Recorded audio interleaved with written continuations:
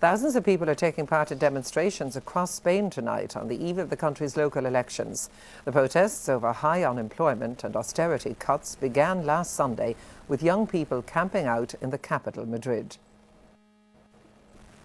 What started as a spontaneous sit-down protest is now in its 6th day.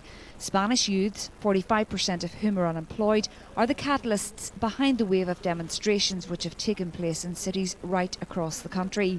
They're protesting over what they see as the country's economic stagnation and a lack of job prospects and political choice. With over 21% of the Spanish population currently out of work, the country has the worst unemployment rate in the EU.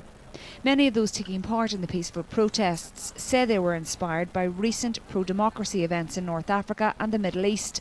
It's no coincidence that the movement is gaining momentum as the Spanish electorate prepares to go to the polls for local elections tomorrow. Protest organisers are encouraging people not to vote for either of Spain's two main political parties, the ruling Socialists or the centre-right Popular Party. Those taking part in the demonstrations have defied the government's ban on political events taking place on the eve of elections.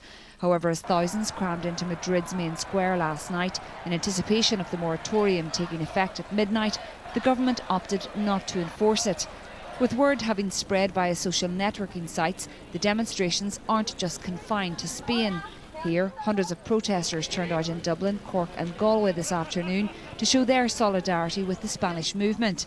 While organisers say there's no telling where or how the protests will end, political commentators say it's unlikely to change the outcome of tomorrow's poll.